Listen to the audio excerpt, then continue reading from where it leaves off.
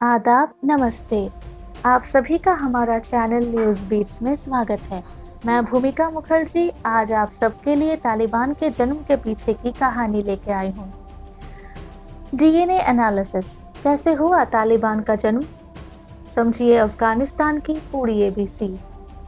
पश्तो भाषा में तालिबान का अर्थ होता है छात्र। ऐसे छात्र जो इस्लामिक कट्टरपंथ की विचारधारा पर यकीन रखते हैं। हालांकि तालिबान बहुत पुराना आतंकवादी संगठन नहीं है। तालिबान की शुरुआत 1990 के दशक से मानी जाती है, जब सोवियत संघ ने अपनी सेना को अफगानिस्तान से निकालना शुरू किया था। अफगानिस्तान में सोवियत संघ की मौजूदगी 10 वर्षों तक रही। ये बात 1979 से 1989 के बीच की है। बड़े मुल्कों को दिखा अपना फायदा। वर्ष 1979 में सोवियत संघ की मदद से अफगानिस्तान में तख्ता पलट के बाद कम्युनिस्ट सरकार का गठन हुआ था और अफगानिस्तान पूरी तरह सोवियत संघ के नियंत्रण में चला गया था।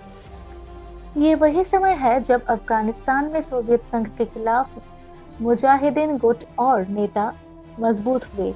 इन अलग अलग गुटों को सोवियत संघ से लड़ने के लिए अमेरिका, पाकिस्तान, चीन, ईरान और सऊदी अरब ने पैसा और हथियार दोनों दिए।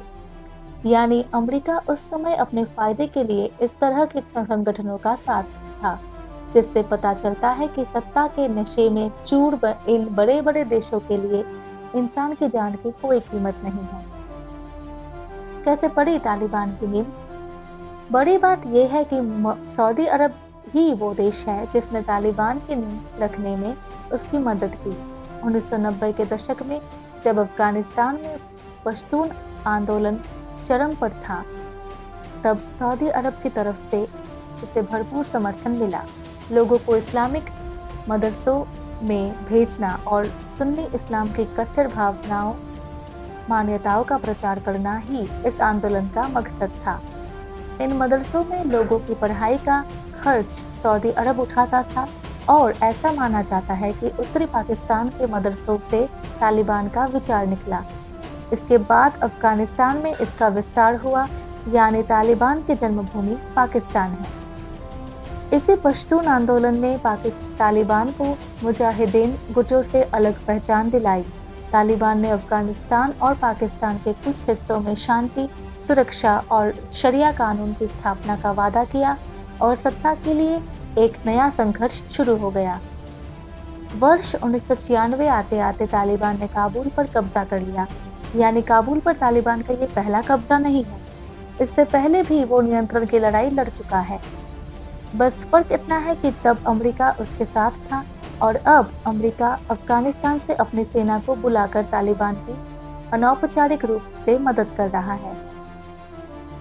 मुस्लिम देशों से मिला समर्थन। तालिबान ने वर्ष 1996 से वर्ष 2001 तक अफगानिस्तान पर शासन किया। दुनिया के केवल 3 देश ऐसे थे जिन्होंने तालिबान सरकार को मान्यता दी थी और ये 3 देश थे पाकिस्तान, सऊदी अरब और यूएई। अब आप समझ गए होंगे कि तालिबान की वापसी से पाकिस्तान इतना खुश क्यों है और कई मुस्लिम देशों से भी तालिबान को क्यों समर्थन मिल रहा है।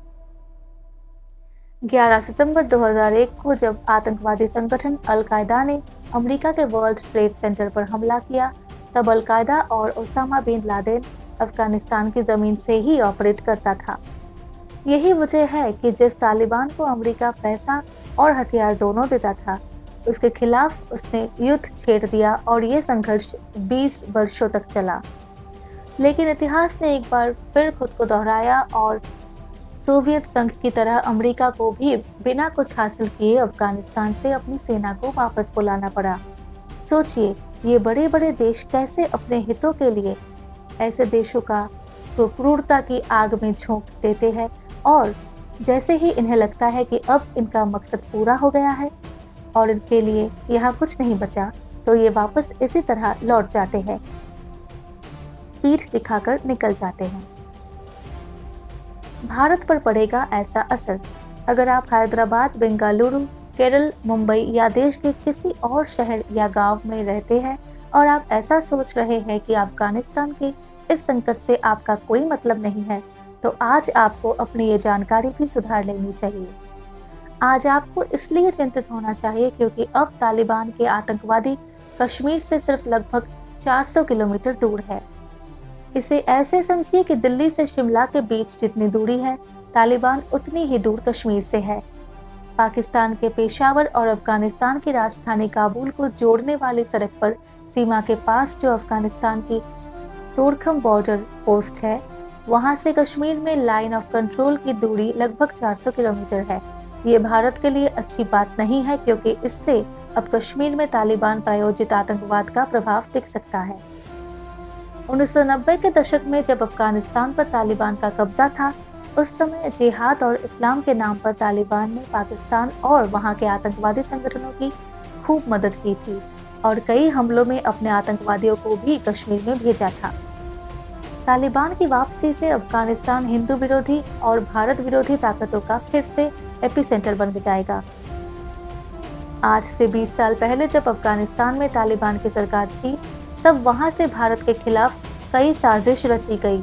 इनमें 24 दिसंबर 1999 में हुई कंधार हाईजैक की आतंकी घटना सबसे प्रमुख है।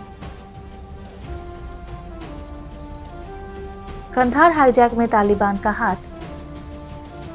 इसमें आतंकवादियों ने नेपाल के काठमांडू से दिल्ली के लिए उड़े IC-814 विमान को हाईजैक कर लिया था और इसके बदले में समूह अजहर समेत 3 आतंकियों को रिहा करा लिया था। इस विमान को कंधार से उतारा गया था और तालिबान ने इन आतंकियों को पूरी सुरक्षा दी थी।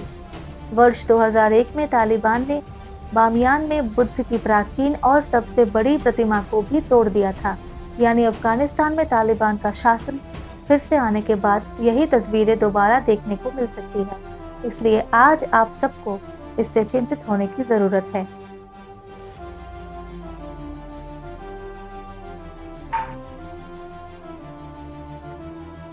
आज हमने आप सबको तालिबान के जन्म की कहानी सुनाई। आशा है कि आपको हमारा ये वीडियो काफी पसंद आया होगा। आज के लिए इतना ही, फिर एक नए किस्से के साथ हम दोबारा वापस आएंगे। तब तक के लिए गुड बाय। कमेंट सेक्शन में अपने कमेंट दीजिए और हमें बताइए कि इतिहास के कौन कौन से किस्से आप सुनना चाहते हैं। तब तक देखते रहिए, हमसे जुड़े रहिए। Like, share and subscribe our channel.